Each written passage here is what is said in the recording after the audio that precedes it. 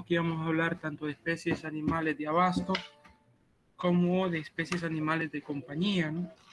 En las de abasto, particularmente hablando de lo que sería quizás el porcino, el bovino, aviar y quizás un poco la parte del caprino, ¿no? También hablábamos que los conceptos van a servir igualmente para algunas especies de compañía, como el perro o los gatos probablemente, ¿no? El sílabo que de compartírselo se lo voy a compartir. Hablábamos un poco de la normativa que íbamos a tener en la clase, así como también de la...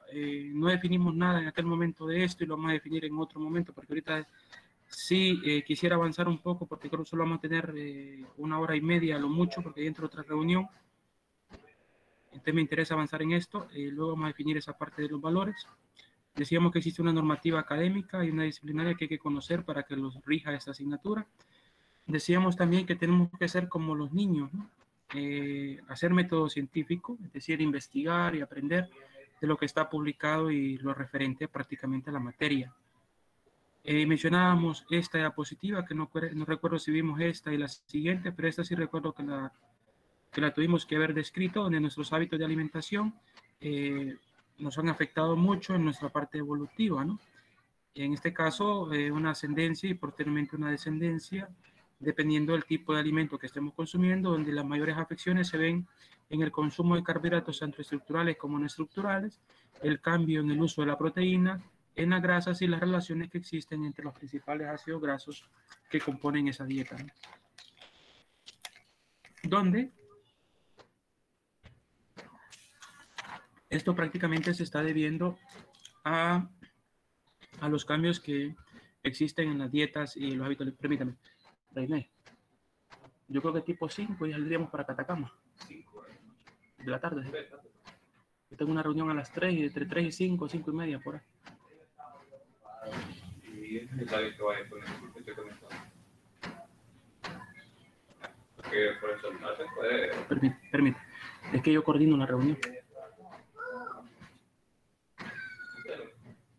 Bien, disculpen, jóvenes, que tengo una reunión de la PPS y yo casualmente soy el que coordina el Consejo de Investigación y Posgrado de la facultad. Y eso de la PPS nos tiene un poco de carrera ahorita. Pues decíamos, esos cambios en la alimentación han provocado una serie de problemas que nos han conducido a tener personas más obesas en muchas partes del país. Se habla mucho de cáncer, se habla mucho de diabetes por los hábitos incorrectos de la dieta. A nivel mundial, en el 2006 se consumía bastante carne, estamos hablando un poco más de 635 millones de toneladas, donde se distribuyen particularmente en 3 especies, lo que sería el vacuno, el porcino y el aviar, ¿no? Carnes blancas de buena calidad, carnes blancas de un mejor precio y de un buen perfil, ¿no? Es mayormente accesible para la gran mayoría de las personas. La carne vacuno en algunos lugares va siendo bastante cara. Mencionábamos en algún momento de que la carne de un animal, en el caso de los países europeos o los países más desarrollados, aquí al animal que consume pasto, la carne es más cara que un animal que come concentrado. Incluso si es orgánico puede llegar a ser un poco más caro que aquel que solo come forraje, ¿no? La leche se consume en todos lugares. En el 2006 se consideró que no había un crecimiento grande en la parte de ganado vacuno. Ahora bien, en lo que refiere a acuacultura, vemos que hay un crecimiento bastante acelerado. Somos un país productor, sobre todo en la parte norte, en Río Lindo, por ahí, en la parte de Cortés, todo lo que es el agua y Ojoa, está el Aquafinca Peter Fish Corporation. A nivel de país, cierto, hay una serie de empresas que son las que lideran la producción, sobre todo de cadeca, cargill, la producción de aves. A nivel de la producción de cerdo, están liderando algunas, como aunque no parece, estaría la universidad como productora de pie de crías, el Zamorano, está la sede en Comayagua, entre otras que están por ahí, ¿no? Y a nivel de especialización en ganado vacuno, también tenemos algunas empresas distribuidas a nivel de país, particularmente en la zona norte, incluso en la zona sur, donde las condiciones son un poco más precarias. El ganadero y el ganado se han ido acostumbrando a tener los estabulados o tener un sistema de explotación que son adaptables a ese sistema, ¿no? Permítame, voy a cerrar el WhatsApp, que lo tengo abierto en la computadora y creo que se escucha. Denme un segundito y cierro esto.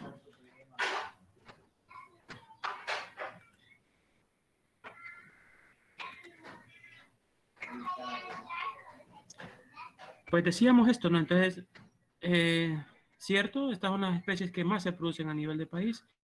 Deberíamos de intentar entrar en otros rubros dentro de la misma parte productiva, como es el caso de las ovejas. Les decía la vez pasada que su tasa de desarrollo y su tasa de retención de nitrógeno y energía es bastante mayor que las otras especies animales, sobre todo que es el vacuno y que el porcino, ¿no?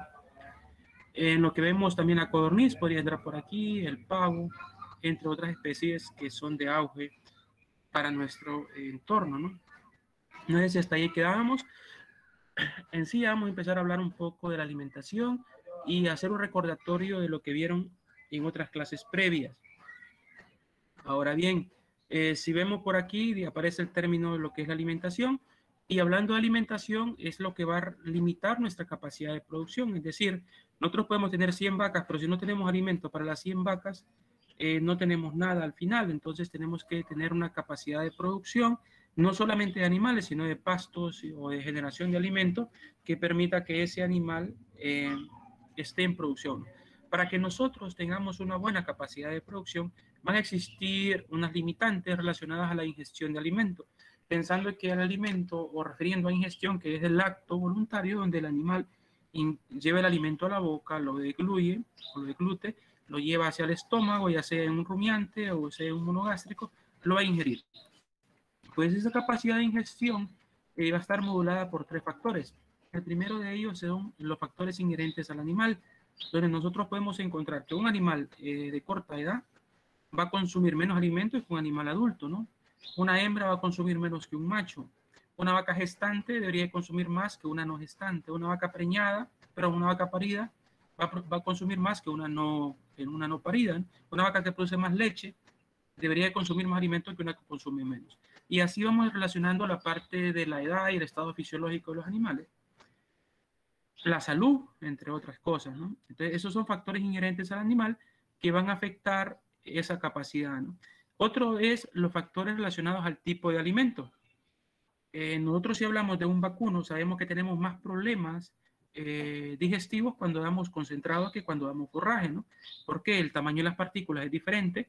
Al tener un tamaño de partícula menor, la capacidad de invasión de la flora digestiva va a ser mayor, por tanto el alimento se va a degradar más rápido, tenemos energía, tenemos proteínas más disponibles, y eso si el animal no lo absorbe rápidamente y no lo utiliza, se va a ir acumulando, le puede provocar timpanismo, acidosis, hígado graso, desplazamiento de bomazo y otra serie de enfermedades metabólicas.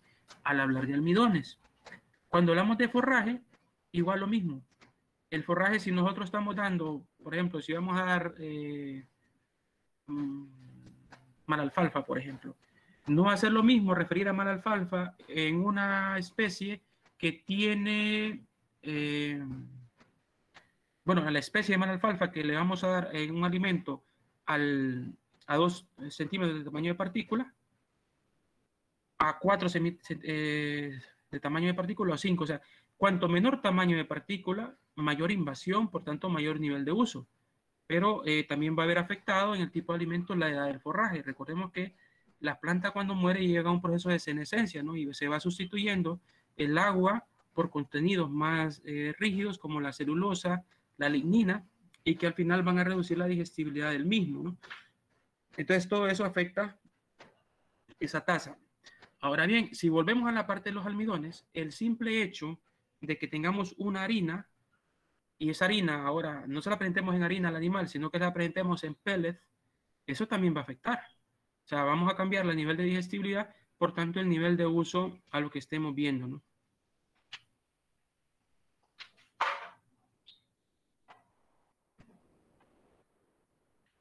Entonces, en ese caso, recordemos el tamaño de las partículas, el tipo de alimento, la forma de presentar el alimento va a afectar. Solamente que nos ubicamos en una vaca. Si nosotros le damos el grano de maíz entero, nosotros vamos a ver en las heces los granos de maíz. Si lo damos triturado, vamos a encontrar quizás tamaños de partículas más grandes en las heces, pero los más pequeños fueron digeridos. Entonces, la forma de presentar ese alimento va a afectar todo eso. Además de que el tipo de alimento va a afectar el procesamiento del mismo, ¿no? Es decir, yo no puedo mezclar directamente almidones con melaza porque se me va a hacer una masa. Entonces tengo que ir conociendo todas las características de ese alimento para poder hacer una mezcla, ¿no? Aparece por acá también la parte del clima y creo que eso es también les va a quedar un poco claro. Cuando referimos a que un animal está en condiciones de frío, tiene unas necesidades de mantenimiento que podrán ser iguales a cuando éste está en condiciones de verano, ¿no? ¿Qué pasa? Que en verano el animal tiene que consumir menos alimento, pero tiene que consumir la misma cantidad de nutrientes. ¿Por qué? Al consumir más alimento genera más calor por la degradación de la materia orgánica. Es decir, el ambiente afuera es 35 grados centígrados más la temperatura corporal, el animal puede presentarles un shock o un paro cardíaco, que es lo que presentan normalmente las aves, ¿no? Si lo ubicamos por la otra vía en temperaturas frescas o frías, el animal tiene que producir calor, por tanto necesita, en este caso, consumir más materia orgánica. No así, no estoy refiriendo a nutrientes en sí, puede ser que necesite más nutrientes, ¿no? Depende, hay que hacer una evaluación de todo eso. Pero en el caso que necesitamos generar más calor, lo que se va a generar más calor no son necesariamente los nutrientes, sino la degradación de la materia orgánica, que implica que en verano hay que, en este caso, concentrar los nutrientes en una unidad de materia orgánica, y en invierno hay que diluir los nutrientes en una cantidad de materia orgánica pensando en satisfacer siempre las necesidades de los animales. Patrones de lluvia, por ejemplo, van a alterar el consumo de los animales, probablemente algunos van a salir a pastar, otros no. En el caso de la pendiente, que también entra dentro del clima, cuanto más pendiente, mayor gasto energético, tenemos que cambiar esos valores. El fango, todo eso hace cambiar nuestros valores de ingestión. Entonces, acuérdense de estas tres cositas, pues les aparece en examen, ¿no? Que van a haber tres cosas que van a alterar el nivel de ingestión y por tanto el nivel de producción. En ello estamos hablando de los factores inherentes al animal, el tipo de alimento y las condiciones de clima, ¿no? Si existen preguntas, perfectamente las pueden ir haciendo, ¿no? ¿Cuál es el objetivo que nosotros tenemos cuando vamos a hacer un sistema de alimentación? Es decir, ¿qué es lo que yo voy a hacer o por qué hacemos una ración? Bueno, aquí está. Vamos a hacer una dieta para predecir la respuesta de los animales a una dieta específica. Por eso vamos a hacer una dieta, para predecir la respuesta. Es decir, si yo preparo una dieta al 16% de proteína y es para una vaca lechera, ¿cuánto me va a producir de leche? Pensando que consume forraje, consume tanto de concentrado, entonces yo ya espero, no, si una vaca necesita 80 gramos de proteína por cada litro de leche y yo le estoy dando 4.000 gramos de proteína y entre el pasto se consume lo mismo, estamos hablando de que esa vaca no me va a producir más de 9, 10 litros de leche, ¿no?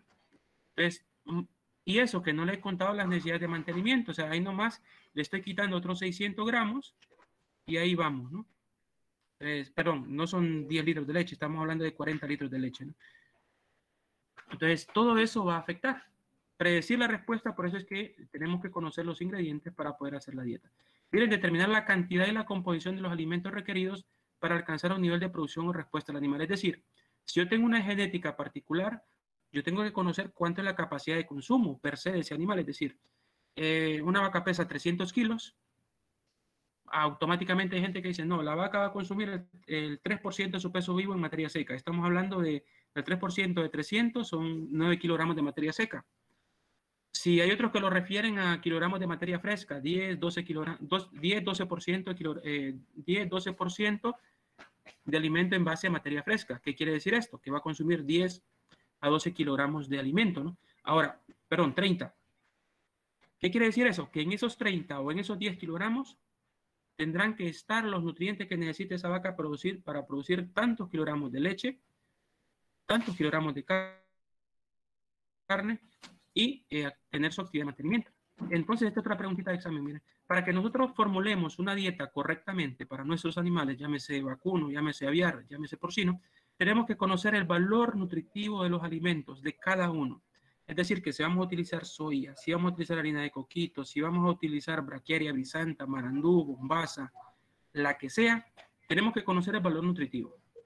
Tenemos que conocer las necesidades de esos animales. O sea, que tenemos que ver si la vaca tiene un becerro, tiene 2 becerros, si está en la primera fase de lactancia, en la segunda fase, si pesa 300 kilogramos, si pesa 400 kilos. Todo eso tenemos que conocerlo. Es decir, que tenemos que conocer, reitero, las necesidades de esos animales. Hablando de necesidades, tanto para mantenimiento, para producción, hay algunas tablas que incluyen, en este caso, las necesidades para producción, para mantenimiento, otras la tienen para crecimiento, otras la tienen para esfuerzo físico, entonces las hay, entonces se pueden utilizar. Entonces acuérdense de esta parte, ¿no? Pero cuando nosotros queremos formular una ración, nosotros nos basamos en hacer relaciones entre los nutrientes, es decir, basamos a hacer ecuaciones empíricas o mecanísticas, ya sea haciéndolas a mano o utilizándolas en software.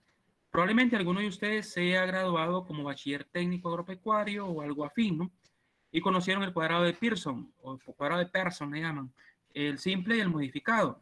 El simple les permite hacer 2 ingredientes para un nutriente, el modificado con más de 2 ingredientes para 2, máximo 3 nutrientes.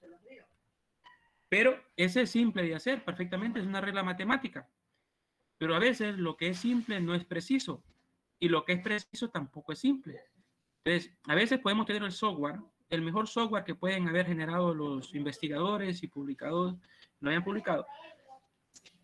Pero si nosotros no lo sabemos manejar o no tenemos las herramientas que nos pide, de nada nos sirve que sea preciso porque no es simple de manejar. Es decir, que la compatibilidad entre la simplicidad y la precisión en lo que queramos hacer nosotros nunca o no siempre va a ser la correcta. ¿Qué implica? Que nosotros tenemos que tener un dominio o un manejo eficiente de la herramienta con la cual nosotros vayamos a trabajar para saberla explotar y garantizar que nuestros animales vayan a tener la mejor respuesta productiva. Aquí se enlistan para todas las especies animales, tanto aquellas de compañía, de abasto, o las que están a nivel terrestre, por decir así, todas las que tienen los seres vivos, tienen una necesidad de mantenimiento. Cuando referimos a mantenimiento, hacemos mención a aquello que el animal necesita para desarrollar todas sus actividades basales, es decir, que aunque esté dormido, le esté funcionando el corazón, el cerebro, para todo eso. Eso se llama mantenimiento. Existen unas cantidades específicas que se requieren por día, ¿no? Actividad, si una vaca se quiere desplazar de un lugar a otro, bueno, lo que más va a gastar es energía. No quiero decir con ello que no van a gastar más nutrientes, va a gastar sodio, va a gastar potasio, ¿no? Pero lo que más requiere como nutrientes es la energía. A nivel de crecimiento va a requerir todos los nutrientes, a nivel de reproducción también requiere todos los nutrientes, y para producir cualquier derivado o cualquier producto se necesita también todos los nutrientes. Cuando refiero a todos los nutrientes, estamos hablando de vitaminas, minerales, energía, proteínas y la parte de los lípidos, ¿no? Esos serían los principales nutrientes.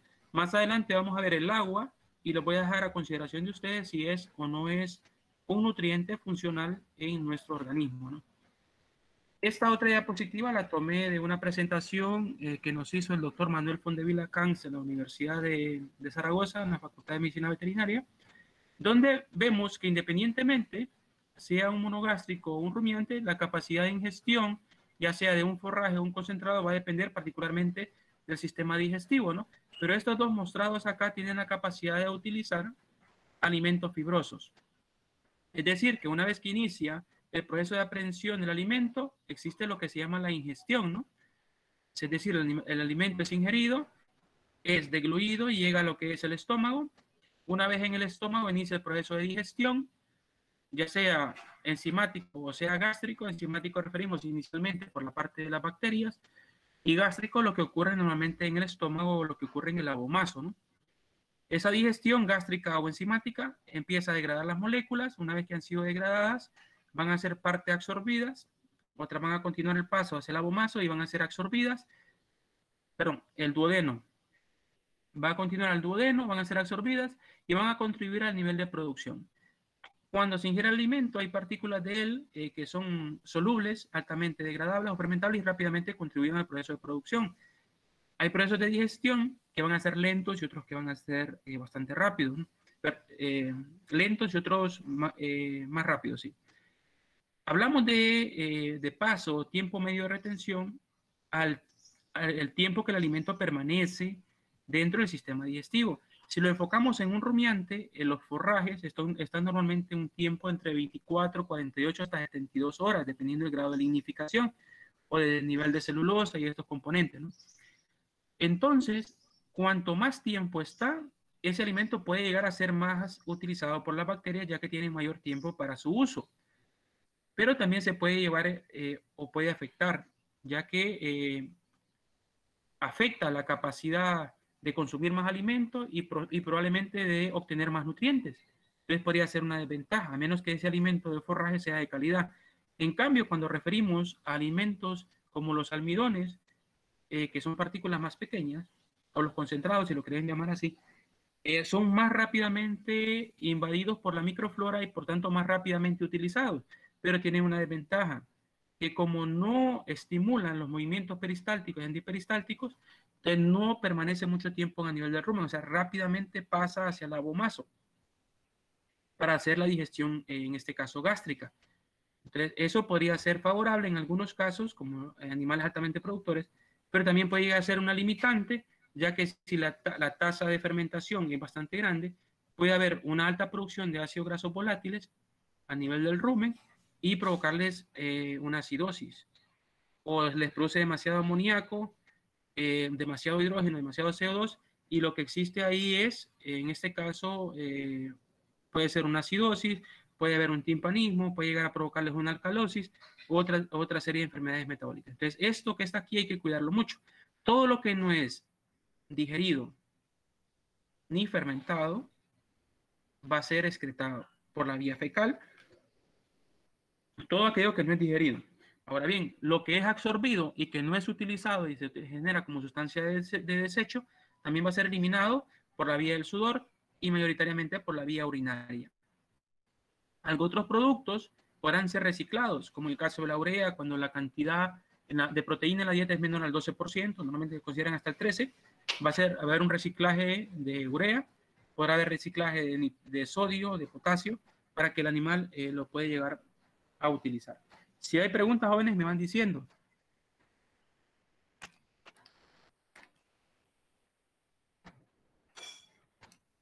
Pues bien, si no, Doctor, seguimos.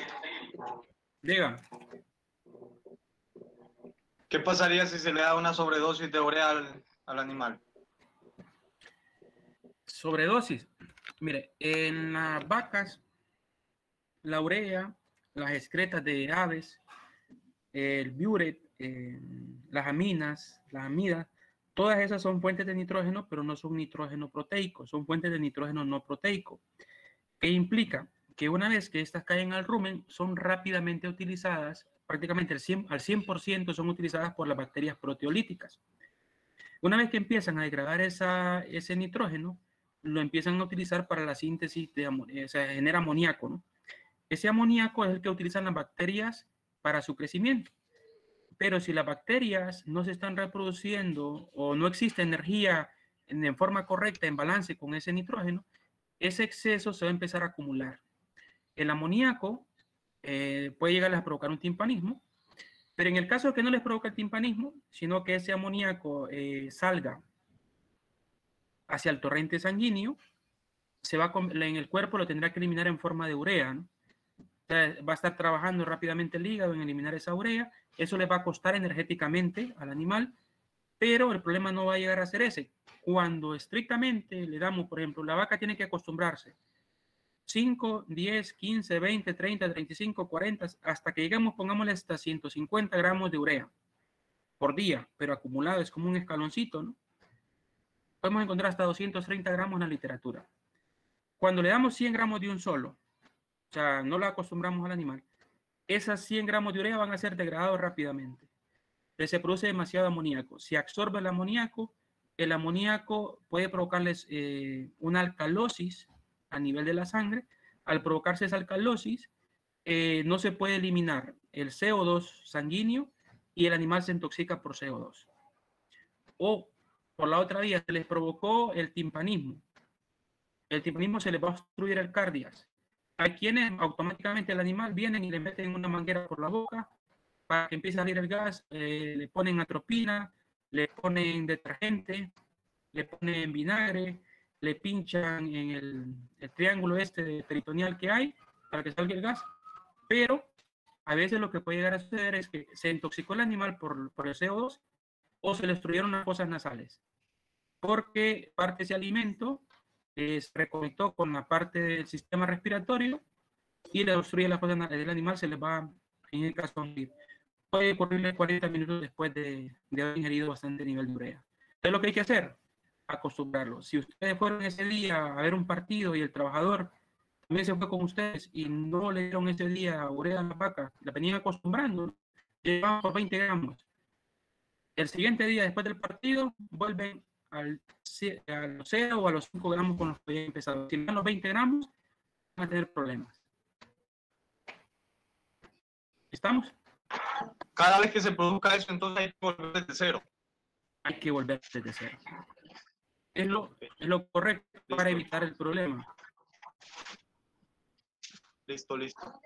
Eso sería lo más correcto, empezar de cero y siempre tener en la casa, aunque el animal se esté acostumbrando, siempre tener productos que utilicen para eso, ¿no? Atropina, Ruminex, hay varios nombres comerciales, yo no manejo nombres comerciales, y después de que sucede ese evento, es bueno darle flora digestiva, es decir, venden a nivel comercial unos sobrecitos, distintos nombres comerciales también, donde tienen un conjunto de bacterias que se la mezclan en el agua y se la meten, y eso les va a ayudar a renovar más rápidamente la flora digestiva. Doctor, entonces ya una vez cuando ya una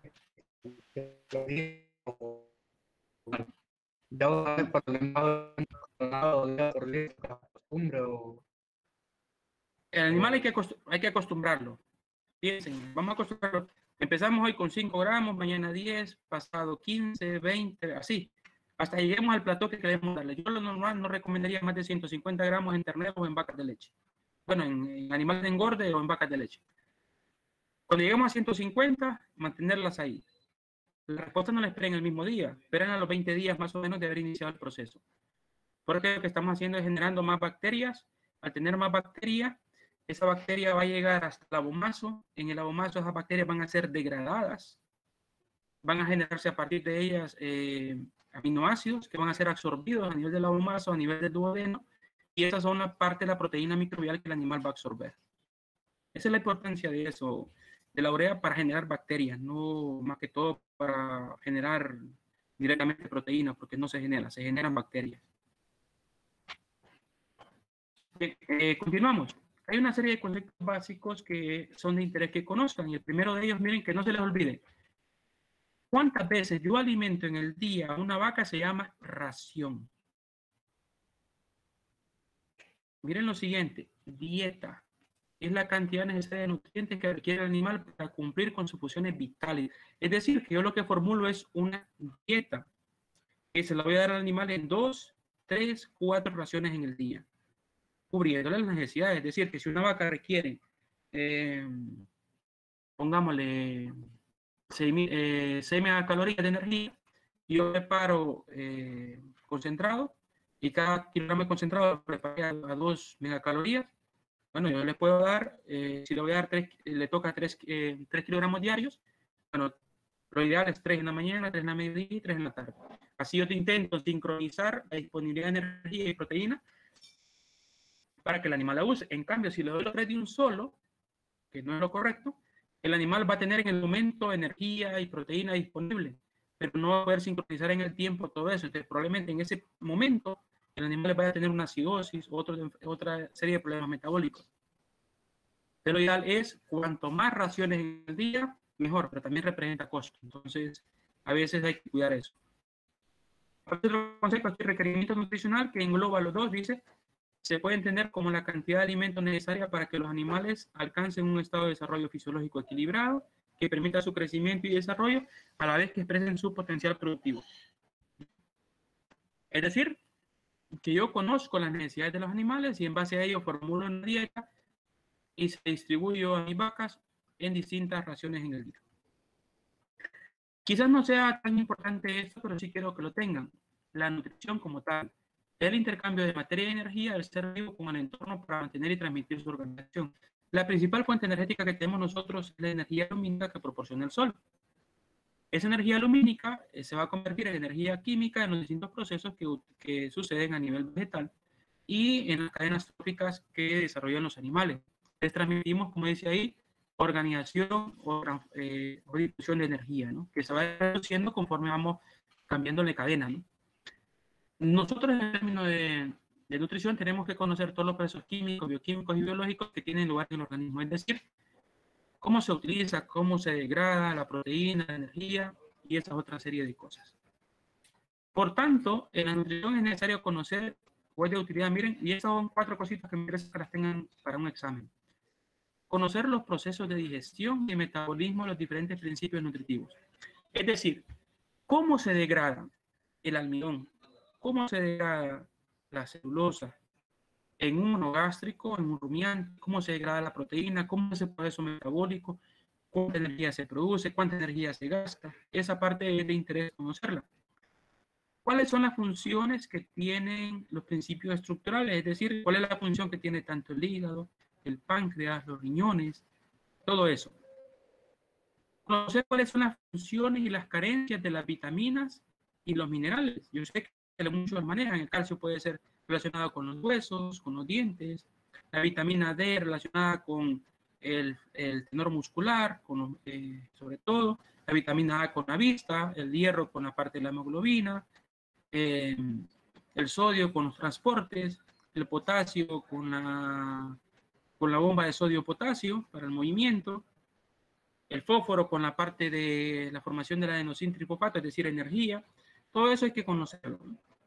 Y finalmente hay que conocer también la relación costo-beneficio de utilizar un nutriente dentro de nuestra ración para intentar equilibrar y satisfacer las necesidades de nuestros animales. Miren esto otro, el principal objetivo de todo proceso de digestión inicia con la hidrólisis. La hidrólisis no es nada más que moléculas complejas, como este borrador que tengo al frente, hacerlas más pequeñas. Al hacerlas más pequeñas, permite que las enzimas y que las bacterias lo puedan utilizar para generar sus propios sustratos. Es decir, que después esos sustratos que no utilizan las bacterias, lo utilizan los animales porque se absorben y sirven como fuente energética o como fuente proteica. Ahora bien, eso se va a utilizar para mantenimiento, para producción, para reproducción, y todo lo que no es fermentado ni digerido va a ser se va a eliminar, es decir, que requiere un proceso de catabolismo celular o de degradación, todos los elementos tendrán que ser eliminados del organismo. Acuérdense, la hidrólisis es el principal objetivo del digestivo. Esto también lo vieron alguna vez. Existen una clasificación por ahí donde tenemos animales monogástricos en distintas funciones, carnívoros, porcinos, equinos. Es decir, que algunos tienen la capacidad de utilizar la fibra, otros no. Y finalmente también los rumiantes o los poligástricos, que tienen el digestivo compartido o compartimentado con distintas funciones. En todo biotopo natural, es decir, en un rumen, en un fondo marino, en un océano, es decir, el fondo marino del océano, en los arrozales, en los tanques de fermentación, incluso en las lagunas de oxidación ocurre esto. Hidrólisis, degradación de moléculas complejas a moléculas más simples que van a ser utilizadas por grupos específicos de microorganismos. Hablamos particularmente de acidogénesis, es decir, que esos sustratos los van a convertir en ácidos grasos. Hablamos particularmente de acético, protónico y butírico, donde después parte de esos sustratos generados o de esos ácidos grasos, como es el butírico y el propiónico, van a ser utilizados por grupos específicos de bacterias que se conocen como acetogénicas y van a producir acetato. En estos 3 previos se va a generar hidrógeno y CO2. Gas con efecto invernadero. Si lo miramos en una laguna de oxidación, llega hasta aquí. Si miramos el fondo de la laguna de oxidación, vamos a llegar hasta acá. Si miramos una vaca, llegamos hasta aquí abajo. Es decir, que en la vaca, donde ya existe una anaerobiosis, se van a desarrollar otros microorganismos que se conocen como arqueas, que desarrollan un proceso de metanogénesis, es decir, van a generar metano a partir del acetato y a partir del hidrógeno y el CO2. Algunos de ellos son acetplásticas, es decir, explosivas del acetato, y otras son hidrogenotróficas, es decir, que van a utilizar el hidrógeno y el CO2 para la síntesis de metano. Internamente puede haber un proceso de acetogénesis, es decir, utilizar el CO2 y el hidrógeno para producir el acetato. Esto ocurre en las especies animales. Incluso este CO2 y este hidrógeno, y una vez que hay disponible el excreto carbonatado, se utiliza para la síntesis de propionato, y esto ocurre cuando las vacas son consumidoras particularmente de almidones. Me refiero, este es un proceso sintrófico donde existe una relación de crecimiento sincrónico de lo que serían las bacterias para producir sustratos, ser utilizados y finalmente poderse sostener en el ciclo de la vida, ¿no?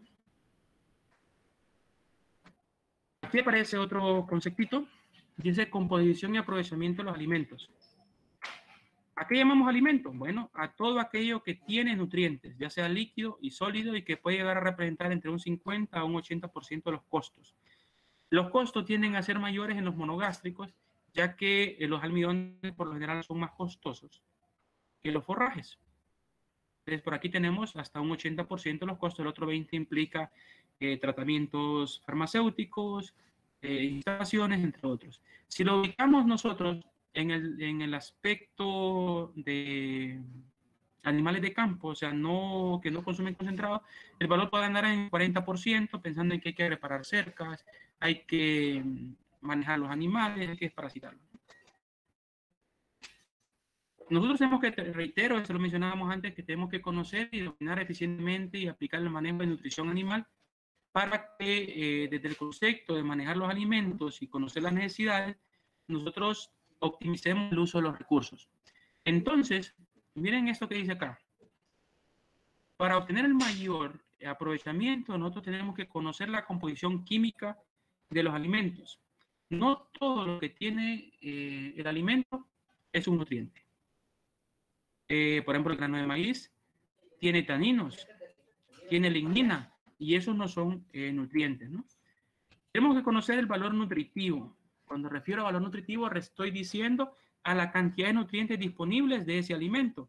Si vemos, cuando miremos alguna tabla, se van a dar cuenta que el maíz, por ejemplo, podrá tener 2.300 kilocalorías para el vacuno, podrá tener 3.000 para las aves. Es decir, que el valor nutritivo va a depender de la especie y del estado fisiológico de esa especie.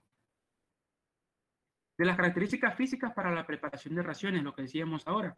Yo el maíz perfectamente lo puedo moler, lo puedo hacer harina, lo puedo aplastar y así conocer de cada uno de ellos para poder hacer una mezcla favorable, ¿no? Y tenemos que conocer también el grado de aprovechamiento, es decir, conocer la digestibilidad de cada nutriente o de cada ingrediente, perdón, para obtener al final una digestibilidad total de los nutrientes y estimar cuánto va a ser la ganancia de esos animales. Esto, acuérdense, estas 4 cositas, pues darle un examen también.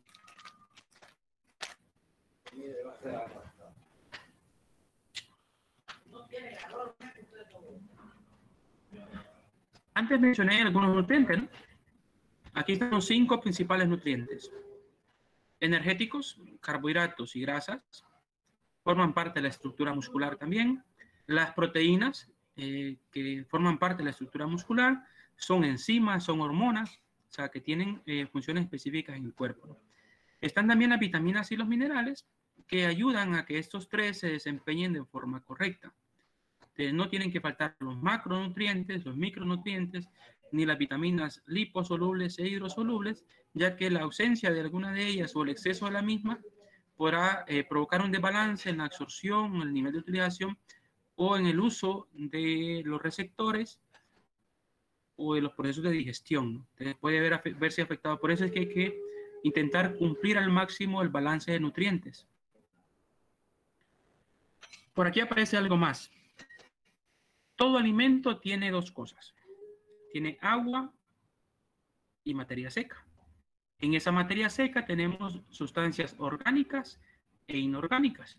Dentro de las fracciones inorgánicas tenemos las vitaminas y los minerales, es decir, que no va a aportar energía ni proteína.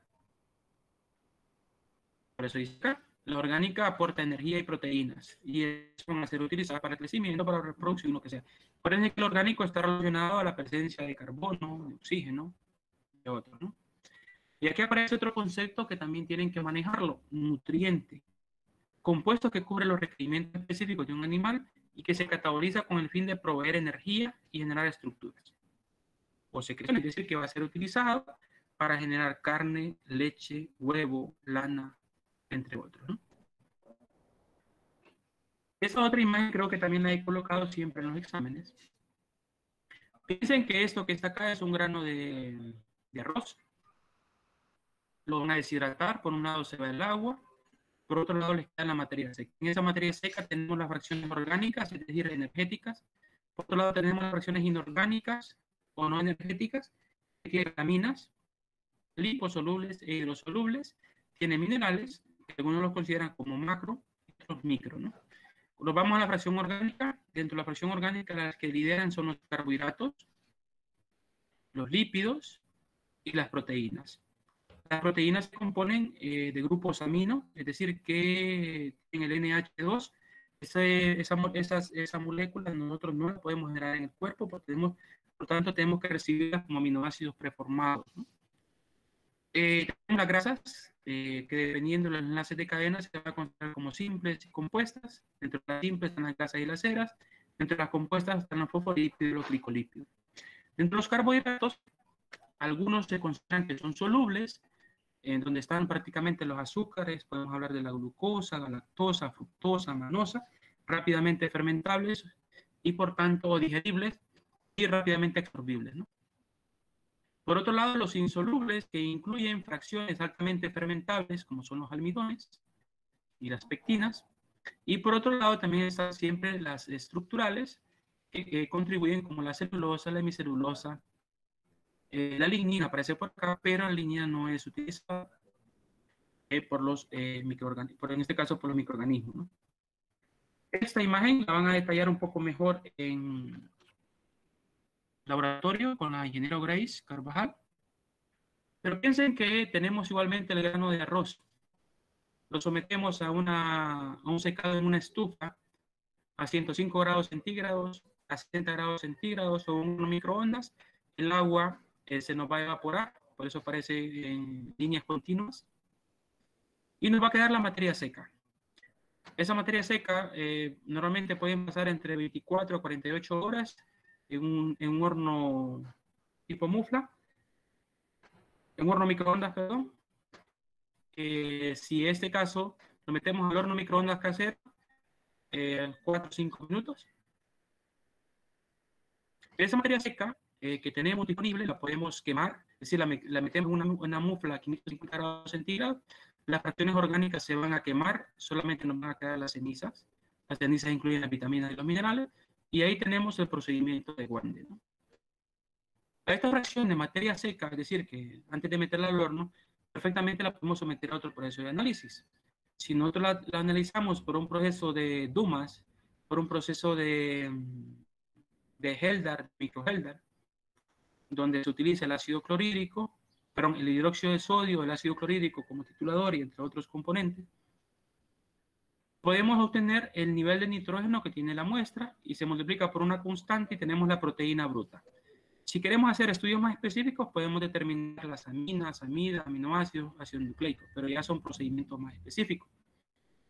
Si esto lo metemos a esa muestra de alimento, la metemos a un softless, donde se utiliza una serie de ácidos grasos para quemar la muestra o combustionarla durante varias horas con ácido, vamos a tener el nivel de grasa bruta.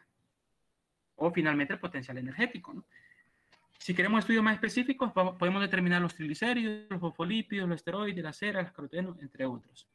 Si esa muestra de materia seca yo la meto en un procedimiento ANCON, yo puedo determinar la fibra neutrodetergente, fibra ácido detergente, lignina, entre otros, y me da lo que es la fibra bruta, ¿no? Ahora bien, dentro de ese podemos hacer distinción de lo que mencionaba hace poco, pero también podemos analizar por aparte la celulosa, la hemicelulosa y la lignina, pensando en que la hemicelulosa también puede determinarse por proceso de separación, o como les digo. Contabilizando todos estos otros componentes y conociendo el peso específico de la muestra, se puede determinar por diferencias. Igual que puede suceder con los extractos libres de nitrógeno. Los extractos libres de nitrógeno incluyen los azúcares, los almidones, los fructanos, las pectinas, micelulosas y lignina. Pero esos también se pueden separar o se pueden analizar por procedimientos específicos. Esto solamente es información que la van a reforzar a nivel de estudios de laboratorio. Fisiología vegetal, botánica sistemática, vieron esto que está ahí.